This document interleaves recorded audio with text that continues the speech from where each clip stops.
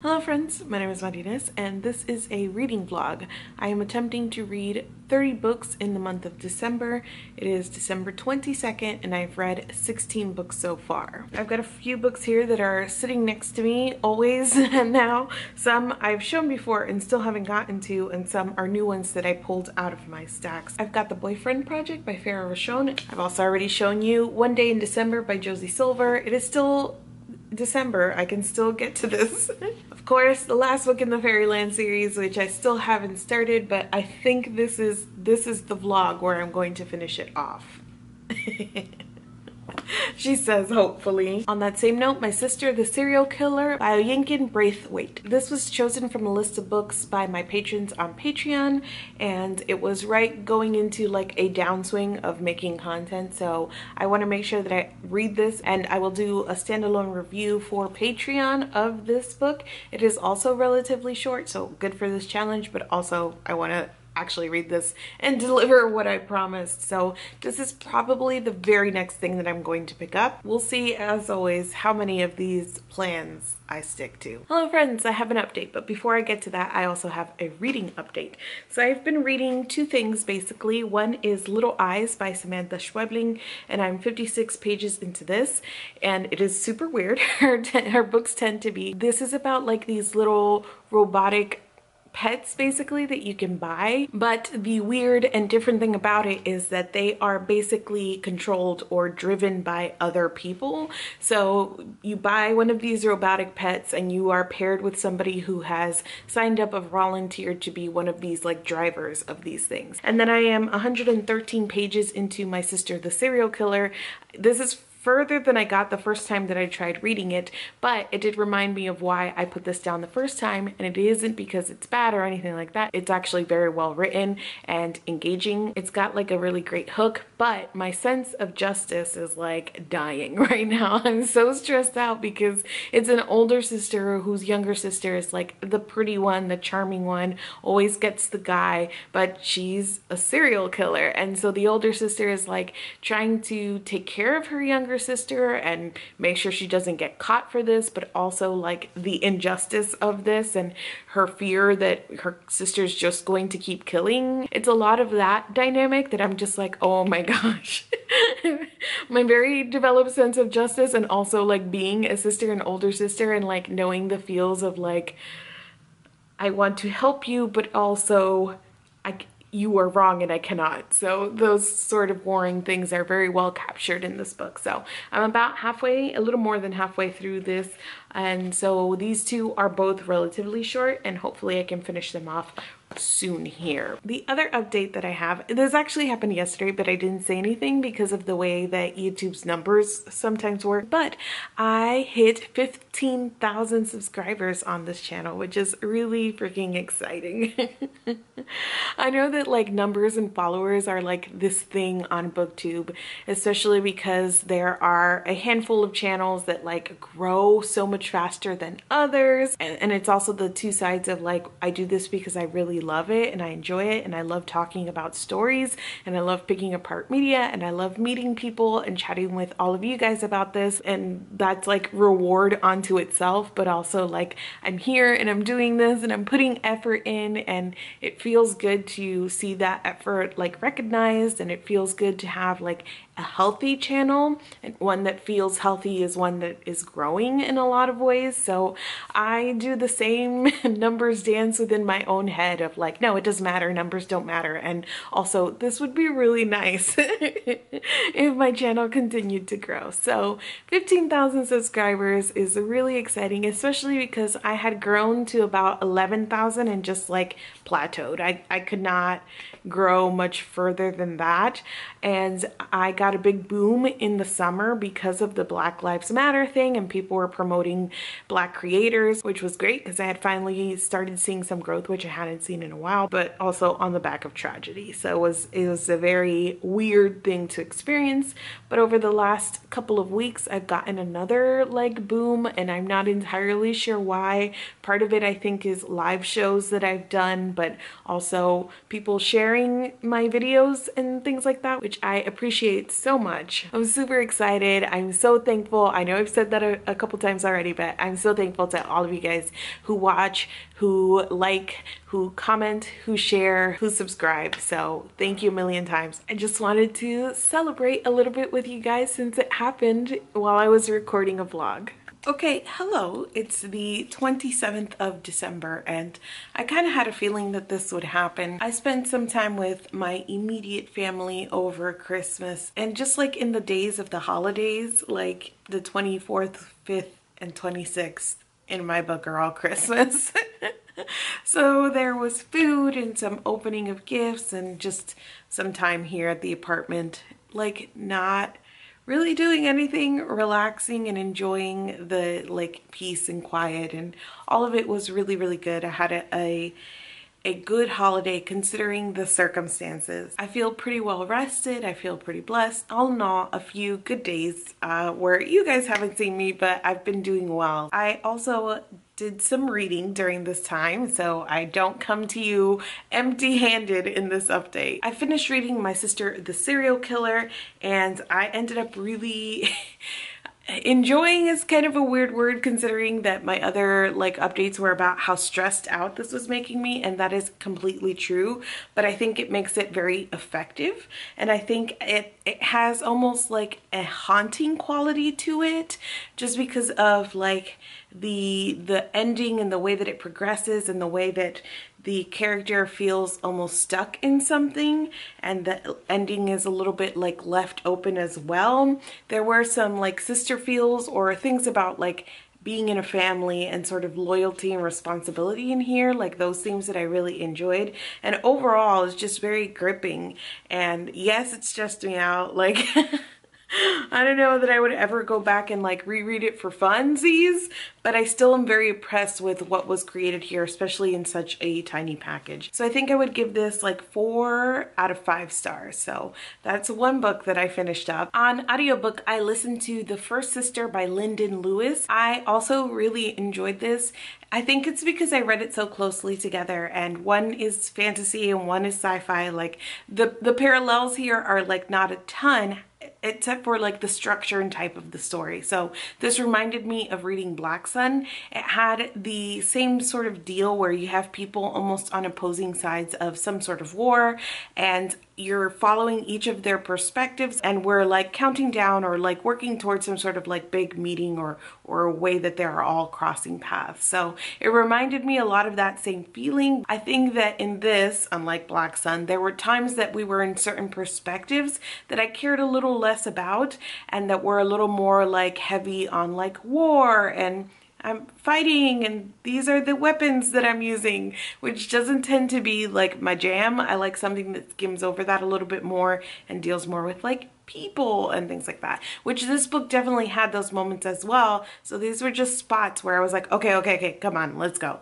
Not anything that really dulled my interest in the book. It was really fascinating. I loved the spectrum of characters that we get. There was diverse representation. There were people who were like hardened soldiers and like go get him, and then there were more like quiet and careful personalities. So it really like ran the gamut, which I love to see, like a very diverse ensemble. When you have an ensemble but they kind of all feel the same, that's not the way that I really enjoy it, and this steered clear of that. The last like 25% of the book, when all of the pieces fall into place and you see what's been going on all along, and someone you meet, like it clicks for you who that person is, like all of that was thrilling, and it just set up the second book and the rest of the series so well, because I will 100% read this. Like I need to know what happens to my ship. I need to know what happens to my favorite characters. I need to know what happens in this war between like all of the people that we meet. So very, very well done in that regard. And I think I would give this like 4 or 4.5 out of 5 stars as well. I started reading one day in December, and I think I got like a chapter in, and all I really knew about this was that it was sort of like a misconnection sort of thing. I don't even know if that's true. That's kind of what I had in my head. Like this was a misconnections kind of story.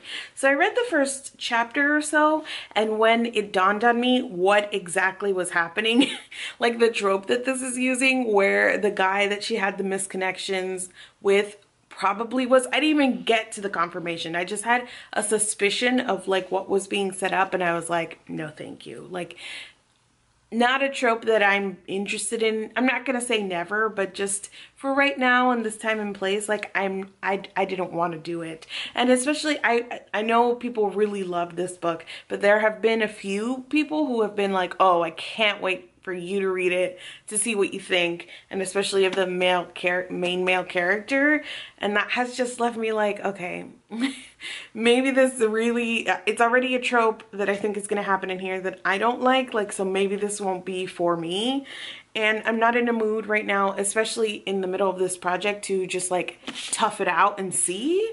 It's quite a chunky romance, and not right now. So I don't know if I'm unhauling this or just putting it aside for right now. I think I'll better reflect on this like after all of this is over, after I like wrap up my 2020 reading. But I know I've mentioned this a few times in my past vlogs as this being on my TBR, but that is no longer true. I'm putting this aside. Earlier in the pandemic, it might have been September or October, but I read the first 2 books in Talia Hibbert's Ravenswood series. So this is a romance series, so they're interconnected stories about a small town called Ravenswood and 3 black women who live in this town, and basically we follow them kind of navigating some difficult things that have happened to them in their lives, but also finding love and learning that they can be loved, and all of those good romancy tropes. I enjoyed the first 2, obviously. I've moved on in the series, and I read the 3rd one, That Kind of Guy, yesterday. I finished it all in one shot,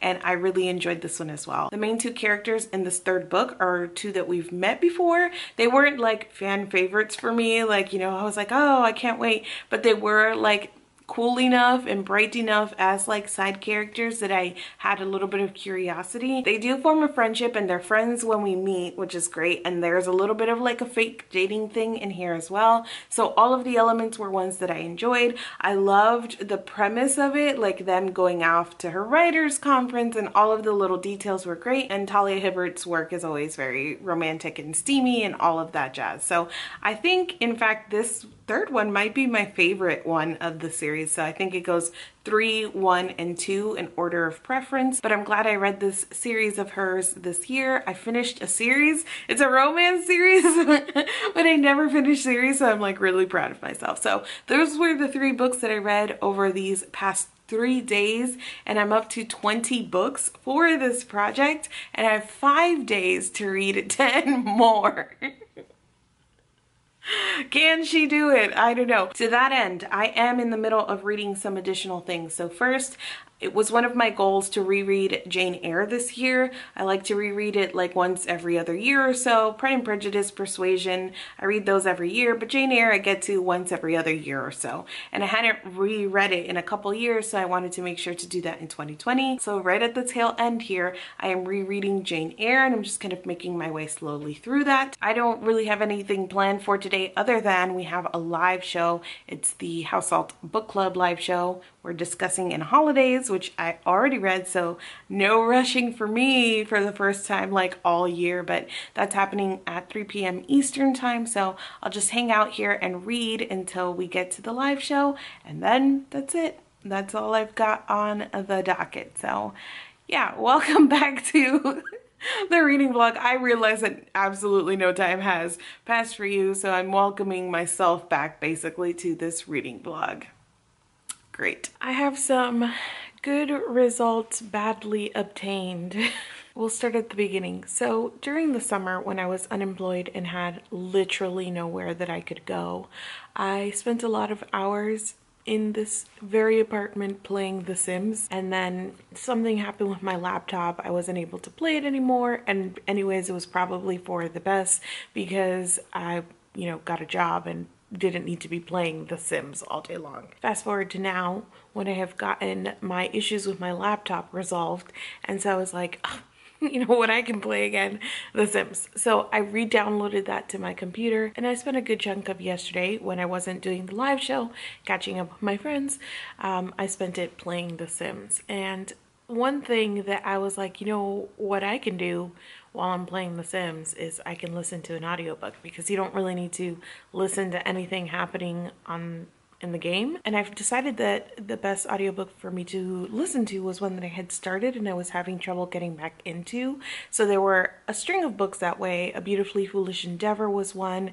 First Sister, I started just the very beginning of that and then put it aside. Kate Daniels is another one, and Spinning Silver is the fourth. I started them all around the same time, put them aside all around the same time, marked them as currently reading on Goodreads like back in October, and they were there for a while. So when I marked A Beautifully Foolish Endeavor done and I saw First Sister there, I was like, oh, let me just, and I marked that one done, and I was like, okay, it's time for Kate Daniels. This is the sixth book in this urban fantasy series, and I had read about 100 pages and I had 257, I think it was, left.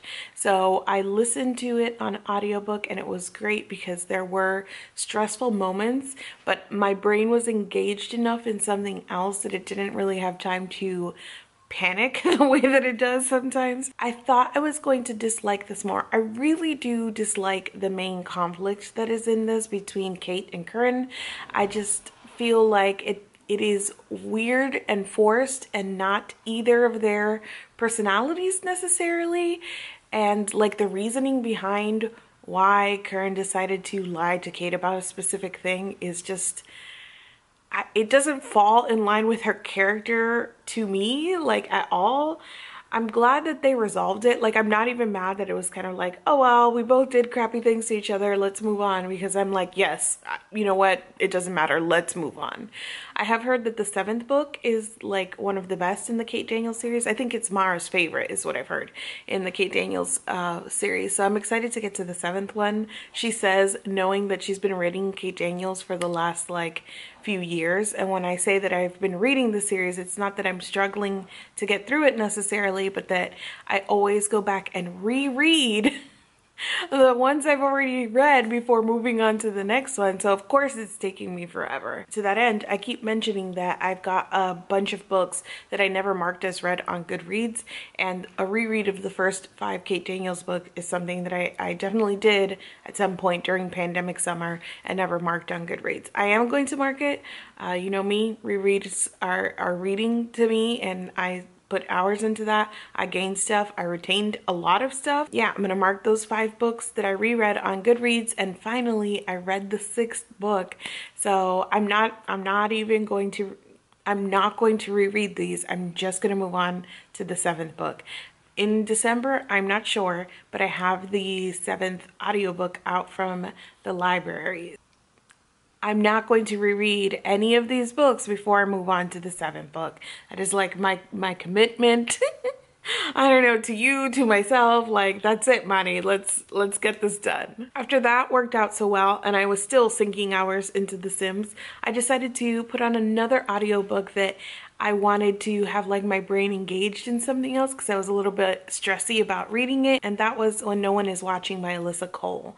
And the reason I was a little stressy about reading it is because I had heard from people that it was billed as a thriller, but it's not, it's more horror-y, and I was like, oh no.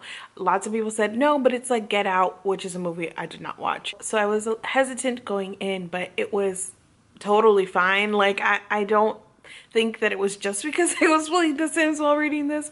I mean, it was like stressful and high stakes and weird things were happening, but it didn't feel scary at all to me. I really enjoyed it. I know that some people didn't, and I think that knowing that others went expecting a thriller and didn't get that helped me sort of set my expectations. I was just expecting a book about gentrification, honestly. That was like the extent of what I told my brain that it was getting. Like, this is a book by Alyssa Cole about gentrification in which maybe weird things happen. That is exactly what it was, and it was very well done, and the commentary was biting. It wasn't subtle at all in any way, but I don't think that it needed to be, because this was a story about like bold emotions descriptions and like taking a problem and putting, and not even exaggerating, just kind of like putting it in your face with like a spookier edge. It felt more gothic to me. Like some of the elements felt very gothic to me in that way that an element of gothic horror is like, you know, a haunted house sort of thing, you know, like trapped in a building, that sort of feeling. And that existed, except for it wasn't necessarily just a house, but this neighborhood, right? So it had this haunted feeling, you're trapped in this neighborhood, and I loved that, like that feeling throughout. The end was wild. I was not expecting how it like literally popped off, but it was perfect and like really satisfying in a way. So I love this. I think I'll give it 4 or 4.5 out of 5 stars. So I read those 2 yesterday during the day, and I was really proud of that because I think that's what I have to do now, is like 2 books a day in order to hit my goal. But last night I was not feeling very well.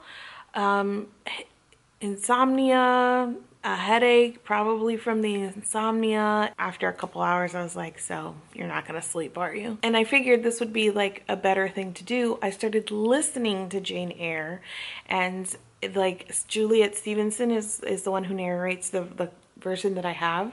So her voice is also very soothing. And then I just kept extending the sleep timer because it would end and I would still be awake. So I ended up just listening to the entirety of Jane Eyre last night. It was really interesting to me. I've been reading this book now for almost 20 years. So the story is very familiar to me. It had been a couple of years now that I hadn't read it. So there were things that I was like, oh yeah, like this moment or this description, or even things that I'm like, have I ever noticed that before? Which is why I super love rereading sort of classics or like heavier, denser books. And this is very description heavy as it is. So I just love diving back into that. But the interesting thing to me is that I have watched lots of adaptations in the years that I have not read this. This year alone, I've probably cycled through every Jane Eyre adaptation that I have available to me on all streaming services. So there are moments that are like in my brain that definitely belong to a specific adaptation. So either not seeing it in the book or the dialogue playing out a little differently in the book than like the line I have in my brain. It's like, oh yes, that's from the adaptation. This happens to me with Pride and Prejudice. Now all of the adaptations in the book itself are so scrambled in my head that I will quote something about Pride and Prejudice and then be like, what version is that? That's not even from the book. Like, what version is that from? So that was really funny to me last night as I was reading through Jane Eyre, one of my favorite books of all time. I continue to just, every time I read it, love Jane as a main character so much. My impression of her as I've gotten older has changed so much because I feel like like as a younger me, I just retained more of like her mousiness and her small and quietness. And now that I'm older, I'm like, she's so bold and passionate and just, I don't know, giving and loving. And I love Jane Eyre as a main character. And then the opposite has happened to Mr. Rochester, where I was like swooning when I first read this at 15 years old. And now I'm like, what a bastard.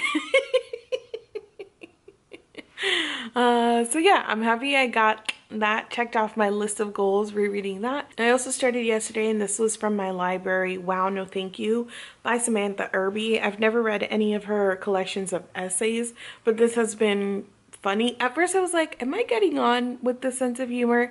But after it settled in, like after an essay or two, I was like, oh goodness, it's just like sharp, witty observations that she has and things that are just incredibly relatable. And I'm appreciating sort of just like the frank delivery and the witty way that she expresses herself and captures moments and emotions in people. So I think that I will finish that one today. And then after that, I don't know. I always like just peter out in these updates and I'm like, yeah, okay, well, okay, bye. I don't know, like how do you end an update? Bye. How long do you guys leave your Christmas stuff up? We usually, in my family, like we leave it until the new year, so until December 31st and take it down like January 1st in theory. It usually goes a few more days into January. I read The Boyfriend Project by Farah Rashan. It took me so long to read, but I think that what actually happened is that I've been reading at such a fast clip recently. Like I've been just like getting through a lot of these books that I'm like, what? One book in a whole day? That was slow. The other portion of it is that maybe the book itself was a little too slow and a little too long. And I can't decide like how much of it is actually like this warped sense of my own speed and whatnot, and how much of it was actually the book. And the only thing that I had heard about this after it came out was that it was like pitched as a romance, and that it wasn't. It was more like women's fiction, and that the focus was more on the female friendship in here than on the romance. And I don't see that at all. I mean, there is like a really interesting friendship element here. Like she meets two girls at the beginning of the story because they're all dating the same guy. And you hear that pitch and you think that that might be like the central sort of thing. But they meet and they have this sort of conceit about like bettering their lives or whatnot. And, you know, not dating around anymore. But the story doesn't really focus on that. It moves on from that pretty quickly, and it just becomes kind of an office romance between the girl and the guy. Like this felt pretty romancy to me, and it has a happily ever after, and it's an office romance in a lot of like classic ways. And it always gets me when people are quick to say, well, that's not a romance because it has like other elements like a really strong friendship, or, you know, their lives outside of the romance are a little more developed. But I read plenty of romances that way. There are romances sometimes that I want to go to and I'm like, I don't care what her mom's name. Like, I'm just here for the kissing and the smooching and the angst or whatever it is. But then there are romances that really are well developed in terms of the characters, the details of their lives, what they like to do, you know, outside of the relationship, the problems that they encounter. And that felt like this. It was enjoyable. I like the main characters. I like the conceit. I don't really have a lot negative to say about it other than maybe it was a little too long and maybe it was like a smidge too slow. So like 3.5 or 4 out of 5 stars is kind of where it sits in my feelings overall. But yeah, I'm so happy that I did another book of the month. Like I've done so many this month that it's making me feel a lot better about where I am in terms of my 2020 books of the month. I slept so much last night. It was amazing. So I'm feeling much better this morning.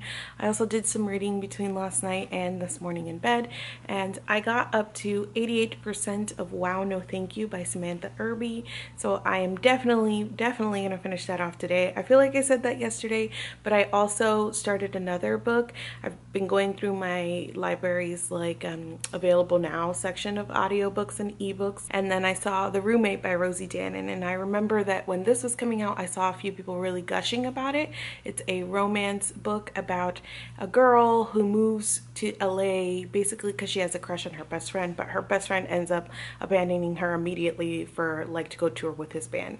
So she has to room with this like stranger now, and it turns out that he is an adult entertainer. He makes porn, so hijinks ensue.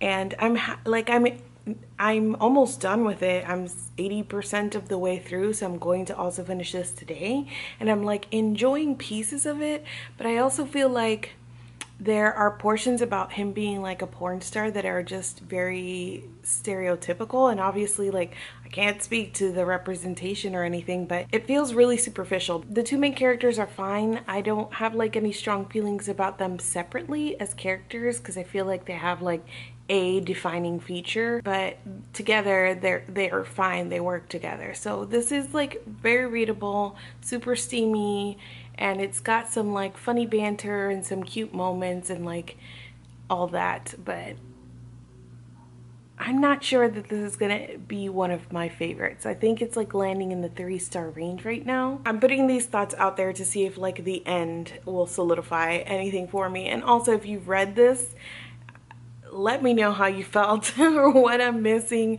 or if you got that like sense of like the cheesy setup, or like, why are you in LA again, girl? I don't know. Those will be the 2 books that I finished today, and then I borrowed a bunch of stuff from the library as well, so I will figure out what comes next, but I'm feeling really confident right now. I do this check-in, like sometimes I've been like, this is working, this is not working. On December 29th, oh my god, I just had a little bit of a freak out. Okay, so I've had 24, 25, 26, 27, 28, 29. Yeah. So on December 29th, I'm back to feeling confident. I can do this. I had a chance to catch up with Jess today. Jess and I met in a book club along with Tina and Carol, who are my 4 local friends who typically go to Booknet Fest with me. So we all met at a book club, and the book club sort of fell apart, but we kept we formed a friendship, and we have our own group chat, and we still kind of sometimes read books together, but we always talk about books. So they are some of my reader friends who I know who read the most romance. So I always go to them for like recs or if I want to talk about anything in romance. So I asked her if she had read The Roommate, and I didn't say anything myself. I was like, have you read it and did you like it? And her feedback about it really made me solidify my own. And so basically she was like, she was expecting more, same with me, that she wanted to like the main character more than she did, but she was kind of bland. So I was like, okay, wait, same with me. And that some of the elements had a really good message to it, but that it came off a little bit too ham-handed and after school especially, which I had not necessarily thought about in so many words. Just my take when I said earlier was that it felt a little superficial, and I couldn't really get past that feeling. So hearing her kind of parrot back to me some of the things that I was feeling, I was like, okay, yes, this is what I'm feeling about this book. And I think primarily though it is that I was expecting a lot because of the way that I had seen other people talk about it, and it was fine, it was good, but it wasn't amazing. So I think that this is a 3-star read for me overall. I also finished Wow No Thank You by Samantha Irby, and I really enjoyed it. It was really funny and quirky and relatable at moments, and so I think that this would be a 4-star collection of essays for me. I am now at 25, yes, 25 books, and I keep losing track of where I even am and what I'm supposed to be doing. So it's okay, I'm at 25 books, and then I had that moment of, oh my gosh, to be on track, I have to finish 1 more today, because I'm trying to do this 2 books a day sort of thing. I don't know, I keep losing track of where I'm supposed to be, but I started Rivermarkt by Patricia Briggs, which is the 6th book in the Mercy Thompson series. So hopefully I'll be able to finish that off today, which I think I will, because I generally go through these pretty quickly and they're never too long. So that gets another thing that I wanted to accomplish off my list. I did it. I finished Rivermarkt. Rivermarkt was very good. It was the standard Mercy Thompson experience that I go in for. I don't know if you've ever had this experience of you are reading a book and you're asking yourself questions, or you're getting to a point where you're like, this needs to happen or else that's it. And then the author does that thing right at the precise moment that you thought it. That has happened to me with Mercy Thompson. After the 5th book, I was like, we need to know more about Mercy. This is it. I need to know more about her background, her magic, because all of these things happening to her out of nowhere, it doesn't make sense. Or now I've stretched that disbelief so far, I want to know why. And Rivermarkt really jumps into her background and her magic. I'm not gonna say it was 100% enough to answer all of my questions. I still think there's an element of why is all of this happening to Mercy, except for now that we know a little bit more about her lineage and exactly where she's getting this ability to shapeshift into a coyote, you get the sense that, okay, she is very special. I have 4 books, and last night after I finished Rivermarkt, I decided to take that time and really decide what my final 4 books were gonna be. Now, again, this isn't 100% a guarantee, but I think I'm going to stick with this, especially because now that I've read another Kate Daniels and another Mercy Thompson, I kind of want to do other entries into series. So I'm going to read Ceremony in Death by J.D. Robb, which is the 5th book in the In Death series, which I also started this year. And then I'm going to finally finish the last book in the Fairyland series, which I've been talking about since the first vlog in this. And then I'm thinking I'm going to read Luster by Raven Leilani, because I got a lot of hype this year and it's relatively short. And this one's kind of a long shot, but the final thing that I have, well, I have 2 things right now that are still on my currently reading on Goodreads that have been there for quite a while. One is Midnight Sun, because I started reading that for a Snark Squad project. We're still doing that project. slowly, however, because we just kind of stopped doing Snark Squad altogether at some point in this year, but I want to pick it back up again. I know I'm not going to be able to read that entire thing or recap it before the end of the year, no. So that's going to stay on my currently reading, and the other is Spinning Silver by Naomi Novick. To do that one here and these 4 books, like, it feels kind of like a stretch, but I would love to just frigging finish it because I feel like I've been talking about it since the booktubeathon, since the reading rush in the summer. Maybe that's when I put it on my TBR, and I've mentioned it multiple times in videos. That will really round out my reading year. We're almost there. I'm doing fine. I'm doing great on the reading portion of it. One of the very last clips that I will record for this vlog is me with no makeup on. I apologize not to you, but to my future self who has to edit this and will be like, Mari, why? But let me tell you why. I have been taking sort of like a me day today. It's been great, very relaxing. I slept in a little bit. I deep conditioned my hair and it's all done now. I don't have any makeup on because I did like a whole face mask and now I'm all moisturized. Right now I'm sitting down to do my nails. My toes are already done, so I'm just like filing and going to paint my nails, and I ordered lunch in between all of this, but you're not here for those updates. It's been really nice to do this on the last day of 2020. I'm somebody who big time believes in, like, not believes in, but is like refreshed by new beginnings, even if they are like a total construct. What's different about tomorrow? Absolutely nothing. But I love this idea of like getting sort of a reset or having designated times to sort of reflect, to set goals, to take moments for yourself. So I am ending this year on a really positive note, in a really good mood, and I finished 3 more books. I did Ceremony in Death by J.D. Robb, which is the 5th book in the In Death series, and it's really interesting to me how things have kind of flip-flopped in my experience. At the very beginning, I was not convinced on the characters, but I was like, okay, the mysteries are kind of hooking me in the world, the near future sort of thing. I'm there for that. And now in the last 2 books, I'm like, I'm not sure about these mysteries, but I'm here for the characters, especially all of the surrounding characters and this little found family that Eve Dallas is building around herself. So that's very much the experience I had in this. The bad guy was a little bit telegraphed, and then at the end it sort of tried to pull this like switcheroo of like, haha, it wasn't who you thought, but it really was.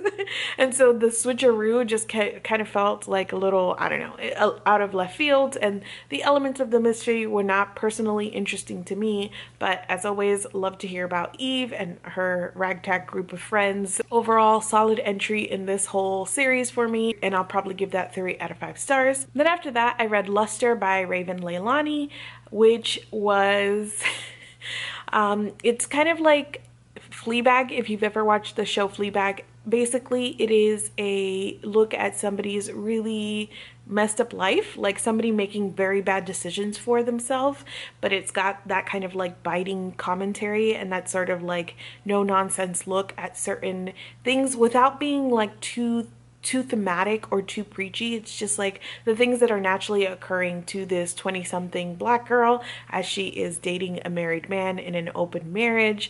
Like, things come up for her and there's like biting commentary there, but it's also very broadly just like about her life and the messiness of living and bad decisions that she's making. It made me cringe at times a lot, like with that sort of like embarrassment for our character. But with these sorts of things where it's just basically like, we're gonna show you this story is about a train wreck.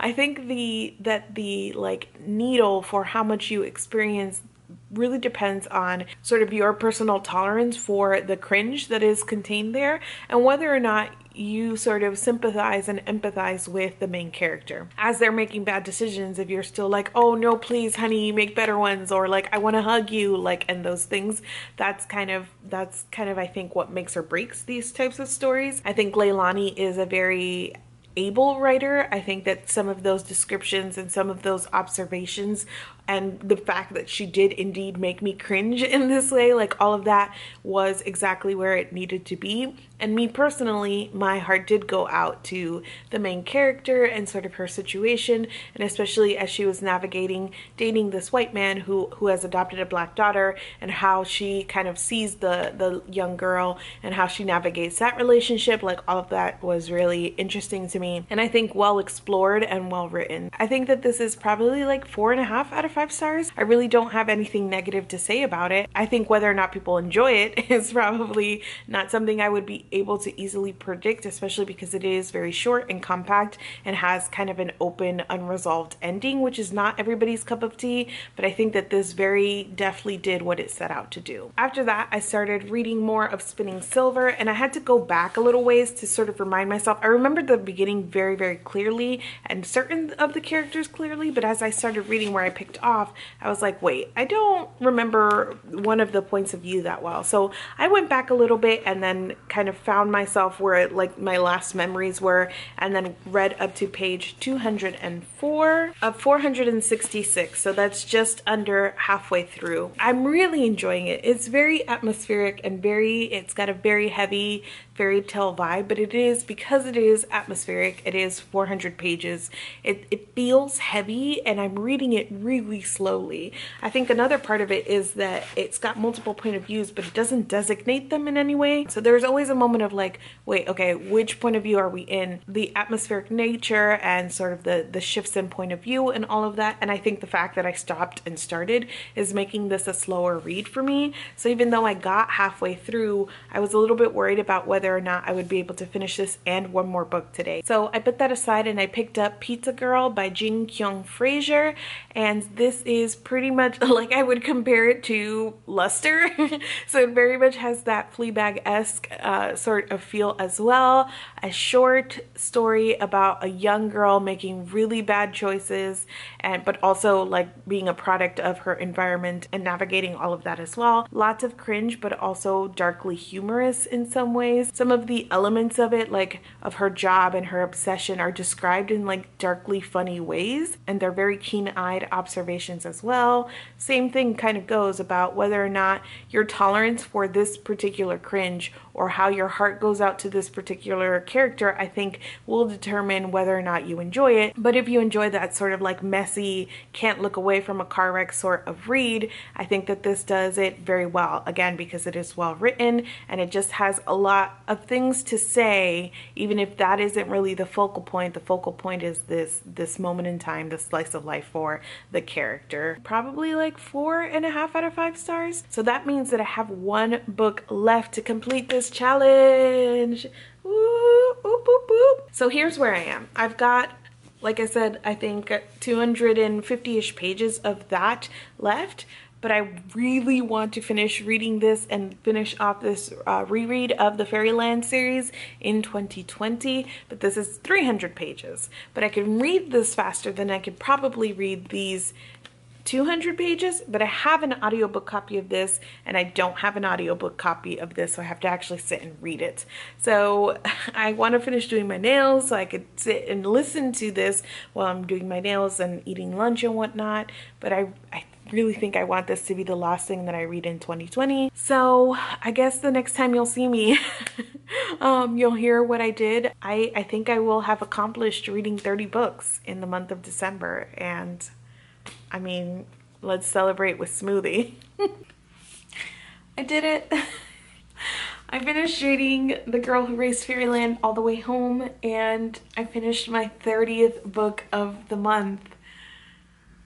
I talked about wanting this to be like the last book that I read, and it was coming from a place of just wanting to wrap up this reread and sort of move on, but what a phenomenal pick to end my reading year on, because as a last book in the series, as a very well-planned last book in the series, this is all about endings, and what Valenti does in this book is take us through almost a literal tour of people and places, and even like personality traits of September, or things she's had to be in her adventures to wrap the whole thing up. There are so many themes here, as there have been throughout the whole series, of growing up, of responsibility, of who you want to be, and sort of like the pull between the things that you have to do, the things you want to do, fate and destiny versus the very active choices that you make. It took me a little while to get into it, honestly, and I think that that was coming off of the fourth book, which is the weakest book in the series, and it branches off from the main story. The beginning portion of this is very much just kind of trying to get integrated back into the world, into the main storyline, but once it takes off and you see what Valenti is doing in terms of where she's taking you and what she's exploring, it's just so wonderful, incredibly heartfelt and earnest and magical, like the whole series is, and I personally love the ending. This almost has a sad air to it. I think maybe it's just me reading it on the 31st. There was that air of like an ending of the sadness of things changing, because things always change when you grow up, and then that like push and pull of what does September deserve. She's done so much for Fairyland and so much in her series, and now it's almost time to like reap the consequences, but what does that mean for better or for worse? So I love this series. I love it on reread. I love this book the second time that I've gotten to it. And yeah, I'm so happy that I left this one for the end and that I did it. I did it. 30 books in 1 month. It's kind of all a whirlwind for me right now, but I'm so happy that I chose to do this project and that I was able to do this project. And thank you guys for all of your support, for watching the vlogs, for commenting, for encouraging me, and all of that. It has been truly a blast, and I feel like I've learned a lot about myself and the way that I process books. I had a fantastic reading year, even though it was either like feast or famine, like 0 books read or 30 books in a month, but it all worked out okay. Happy New Year, and here's to a 2021 that is better than 2020. Thank you so much for watching this video, and I will see you guys soon. I stood off to the side and so I could do that, and then I'm over here like leaning, like just A+ booktuber. There's somebody who goes for a night swim all the time. I just heard him like splash in the pool. You do you, boo, live your best life. So we'll see how I'm feeling. I'm still kind of feeling kind of on account of I didn't sleep. I don't know what the bad news is. Just that I feel like go, go, go right now.